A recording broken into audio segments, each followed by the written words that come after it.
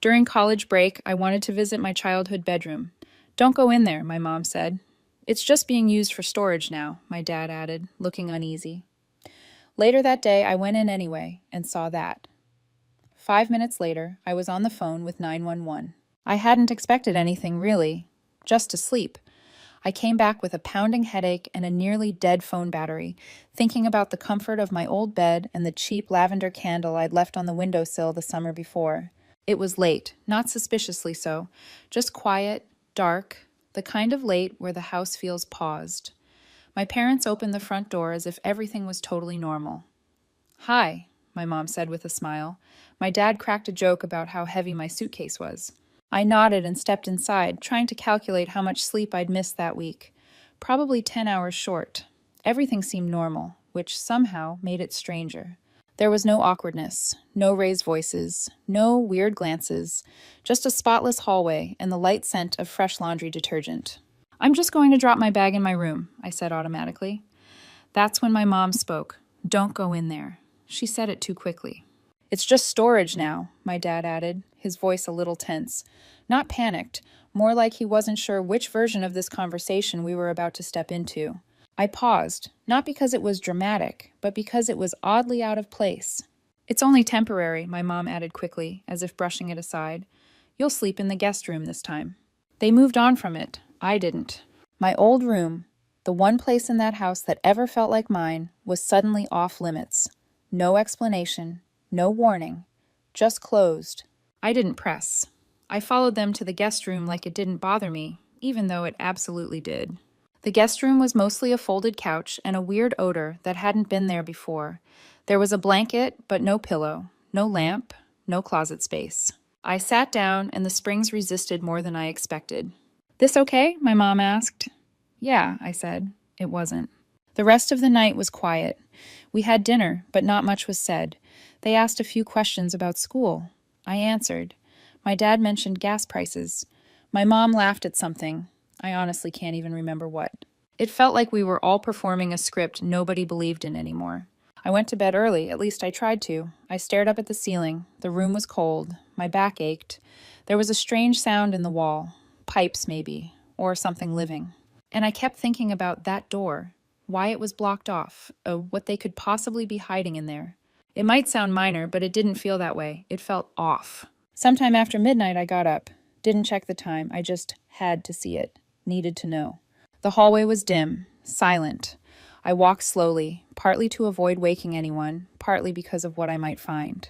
The boxes, the ones that had been stacked in front of my door earlier, they were gone. Just gone. I stared, then reached for the handle. It was locked. My room never had a lock. Not once. Not when I was growing up. Not even after begging for one in high school.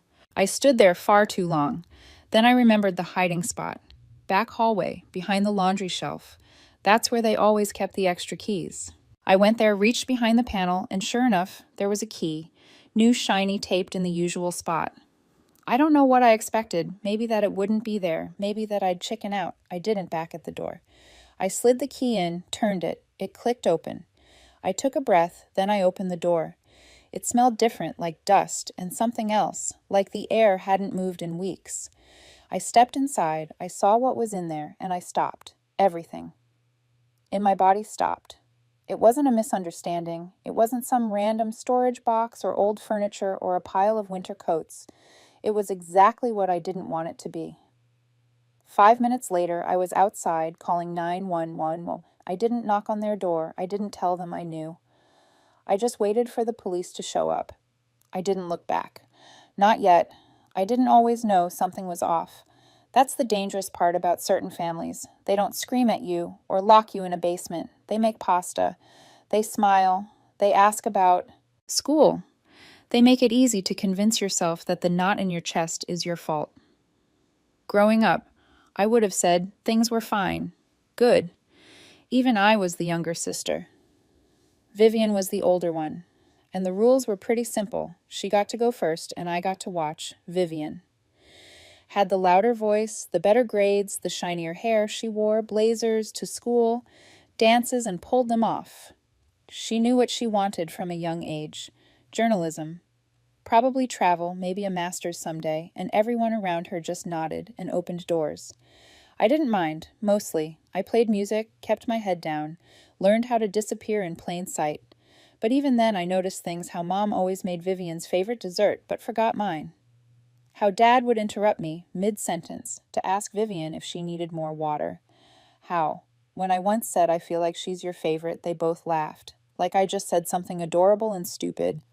You're imagining it, Mom said. You're being dramatic, Dad. Added, I learned not to say it out loud again. It got clearer in college. Vivian had most of her tuition covered by Mom and Dad. Not all of it, but enough that she could intern over summers instead of working retail. I asked once if they could help me too, just a little, maybe a textbook or two, and Mom said, we wish we could, sweetie, in a voice that made me feel like I'd asked for a Tesla. So I worked cafes, admin assistant gigs, a tutoring job I hated. Vivian, meanwhile, studied abroad in Florence and said it deepened her understanding of narrative. I deepened my understanding of overdraft fees. Now she's finishing her degree.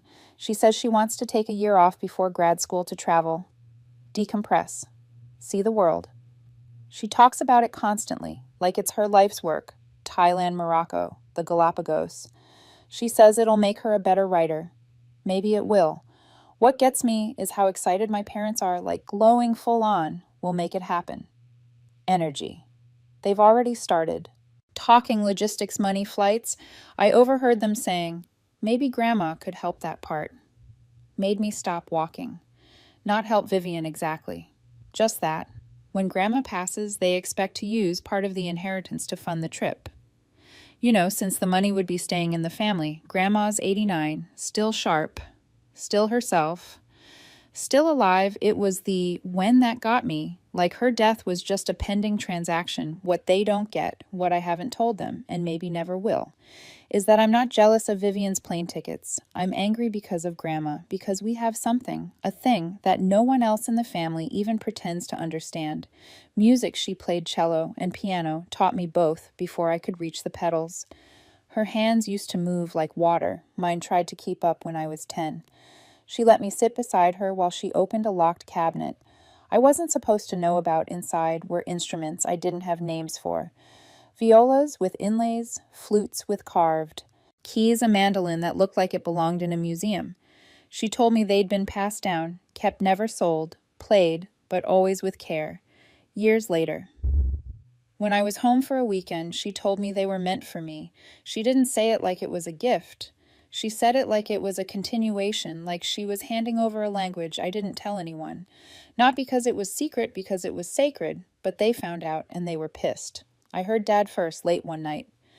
It's not fair to give it all to Rami, Mom agreed, said it should be split evenly, that those kinds of things belong to the whole family. They meant Vivian, who doesn't play Vivian, who once asked if the oboe was the goose-sounding one. I wanted to scream, but Grandma didn't back down. She said clearly that they weren't for sale, that she wasn't dead, that she had the right to decide what happened to her things. I didn't say a word. I didn't need to. Then the break-in happened. Grandma had spent the night at the hospital. A minor issue, they said. Just precautionary. She returned the next day to discover her back window shattered and the entire collection missing. All of it. She called me in tears. I'd never heard her cry before. Not at funerals, not even when Grandpa passed, not when cancer took her best friend. But this undid her. They're gone, she kept repeating. I thought I'd have time to show you. I tried to soothe her, told her maybe insurance would help. She said, it's not about the money. And I already knew that. Of course I did. She fell ill again just 2 days later, admitted to the hospital once more, weaker this time. The doctor said stress was making things worse.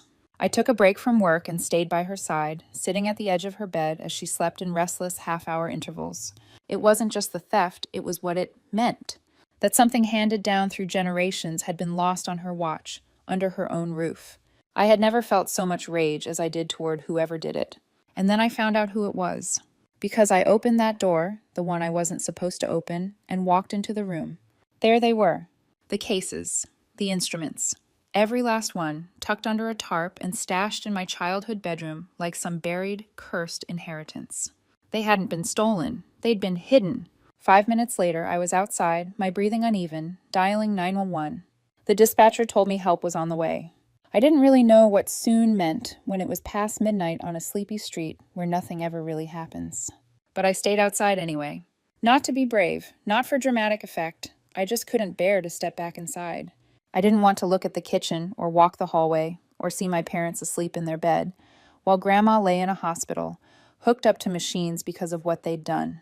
I stood next to the mailbox, my jacket only half zipped, fiddling with my phone like that might somehow make time pass faster. Every so often, I looked back at the house. All the lights were off, except the one on the porch. From the outside, it looked perfectly normal. Everything did, which was sort of the point, wasn't it? The patrol car rolled up exactly 28 minutes later. I counted. No sirens, no flashing lights, just the low hum of an engine and the soft crunch of tires against the curb. 2 officers stepped out, one older, one younger. Neither seemed surprised to find me there, standing out in the cold, gripping my phone like it was the only thing keeping me upright. "You the one who called?" the older one asked. I nodded. They didn't ask why I was outside, they just listened, as I explained everything, calmly and clearly. The instruments, my childhood room, the break-in that wasn't. I told them about Grandma, about the hospital stays, the insurance claim.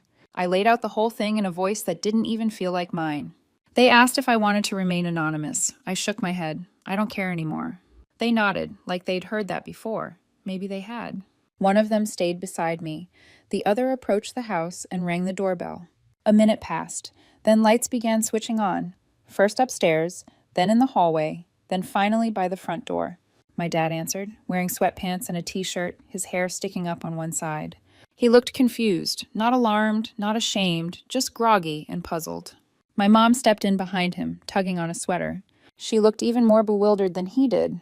I couldn't hear what was being said. The officer kept his voice low. I watched from the sidewalk, not hiding, just staying out of the way. It felt strange to watch them from that distance, like they were strangers in someone else's house. Eventually, both officers went inside the door, closed behind them. I stood there, arms folded, trying to stay warm. My feet were starting to ache from the cold. My hands had gone numb a while ago. I kept my eyes on the house. I didn't know what was happening inside, didn't want to guess. Part of me expected yelling footsteps, slammed doors, but it stayed quiet, just shifting shadows behind the curtains, the occasional silhouette, then nothing for a while. I thought about Grandma, what this would have done to her if she'd known what it already had. 20 minutes later, a second vehicle pulled up. This one was different, larger, with an empty cargo area and protective lining. Inside, they were there for the instruments, the evidence. 2 more officers got. Out, they spoke briefly to the first pair, then disappeared inside. A few minutes later, they started bringing the cases out. They moved carefully, like they knew what they were carrying, like someone had told them. The value wasn't just in numbers. I didn't move. Just watched the violin, the cello, the mandolin, each one of them carried like it meant something. And then the front door opened again. My mom stepped out, scanning the yard. She looked right past me. At first, then froze her eyes, locked on mine. No words, no expression. Shift. Just that cold, silent recognition. Then my dad stepped out behind her. They both stared. They didn't say a word. They didn't need to. I saw it in their eyes. What I'd done, what they thought I was. Now, betrayer, backstabber, stranger. I didn't look away. Just held the stare and let the silence settle. Eventually, one of the officers came back over. "Everything's been cataloged," he said. "We're just wrapping up the report now." I nodded. "My bag's still inside," I told him. "I don't want to go in alone."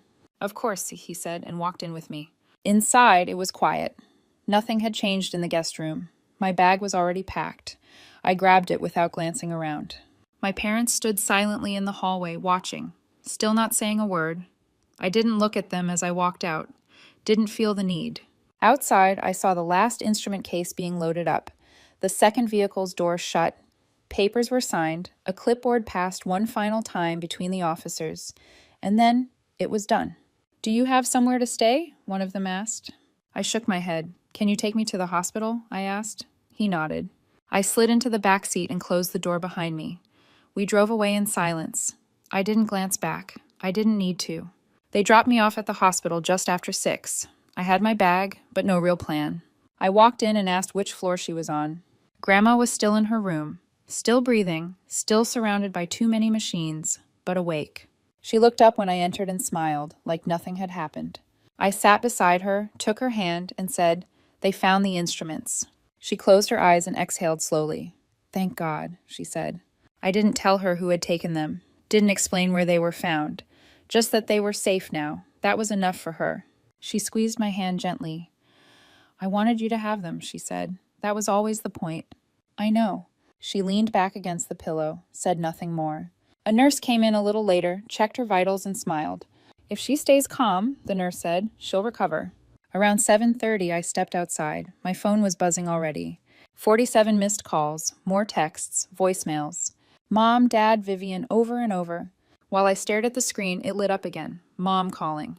I picked up. Her voice came through loud, rushed, and furious. "How could you do this to us?" I didn't say anything. "You called the police. You embarrassed your own parents. You've destroyed everything." "You hid the collection," I said quietly. "You told Grandma it was gone. You submitted a false insurance claim." "She's fine," my dad jumped in. "She didn't die." "She could have." There was silence on the line. Then Mom again. "We're your family. You don't treat family this way. You don't do that to Grandma." "You've never been grateful," she continued, her voice shaking. "Always turning things around. Always making yourself the victim." "I'm not the victim," I said. "She is." "You're not our daughter anymore," she said flatly. I didn't respond. Then Dad muttered something under his breath. "She's old anyway." It just slipped out. I don't think he meant to say it aloud. Something in me shut down, went quiet. "You were waiting for her to die," I said. "That's what this was about." Neither of them said a word to deny it. I hung up, blocked both numbers. Vivian called 10 minutes later. I almost didn't answer, but I did. Her tone was different, like she was trying to sound calm and failed. "I heard what you did," she said. "I did what was right. You called the cops on your own parents. They committed insurance fraud. They almost killed Grandma." "Oh, come on," she said. "It wasn't like that. It was exactly like that. We just needed the money. It's not like anyone was hurt. Grandma was hurt. She's old there." "It was. Again, you're really going to throw away the whole family over this?" she asked. I didn't say anything, Romy. You've always been dramatic. You act like the world's out to get you. But I ended the call, blocked her too. I sat down on a bench outside the hospital. No family, no more noise, just air. I didn't cry. I didn't break down. I didn't feel liberated or strong or heroic. I just felt finished. They made their decisions and I made mine. It's been 6 months. I haven't heard a single word from them, and I haven't sent one either. The last thing I heard came through my cousin, a hushed voice and a short text message. They pled guilty. Sentenced today. 1 year of house arrest, 400 hours of community service. Felony charges, both of them. They wear ankle monitors now. They're not allowed to leave home unless it's for trash pickup or food bank shifts. It's all public, everyone knows. They pass neighbors who used to wave. Now those same neighbors cross the street. Nobody stops by. They're not welcome anywhere. They stood in court and read a statement of apology. Not to Grandma, she wasn't there, but to the courtroom, the judge, the official record. No family came, not even Vivian. She disappeared from social media for a while, then reappeared like nothing had happened. New profile picture, some inspirational quote about inner peace, comments disabled. Like if she curated the narrative tightly enough, maybe the truth would forget she was involved. Grad school, put on pause. The big trip never happened. Last update was, she's back home. Not working, not posting much, not making any real plans. And me? I'm not watching anymore. I'm done. Grandma just turned 90 last week. She's home, she's healthy, and she's sharper than most people I know in their 30s. We threw her a birthday party, small but full. Her closest friends came, the ones who never stopped calling, even during her hardest days. Some of her former music students showed up too. A few brought their own kids. Maybe they wanted their children to meet the woman who once taught them to play like every note had meaning. She wore her favorite cardigan, the one with the pearl buttons, and laughed the entire afternoon. Not polite laughter, real laughter, the kind I hadn't heard from her in years. The instruments were there too, back in her possession. No longer evidence, no longer locked away in some case file. We set them up in a corner of the room, not to be used, really, just to be present. I assumed no one would touch them. But around 5 p.m., as the light came through the curtains just right, Grandma rose from her chair and walked over. She didn't ask, didn't wait. She sat at the piano like it had been calling to her all day. The room fell silent, and then she began to play. Not a full song, just enough to make your chest go tight and your throat do that thing when you're holding back tears in front of other people. She played like she was still 60, like the last year hadn't taken anything from her. After she finished, one of her friends smiled and said, 90 looks good on you. Grandma grinned and replied, might have another decade in me, if nobody tries to kill me again. The whole room burst out laughing. But I didn't, because I believed her. She's 90, and she's still here, still playing, still sharp. Some people think growing old is permission to stop. Seeing someone, like once they hit a certain number, they become optional, easier to forget. But no one gets to decide how much time someone has left just because it suits their life better. Grandma might live to 95 or 100, maybe even 100. I'm not counting. I'm just showing up. She doesn't talk about my parents anymore, or Vivian, and I don't either. The instruments are home. The music has returned. And for us, that's enough. Did I go too far or not far enough? Comment your thoughts, and don't forget to subscribe.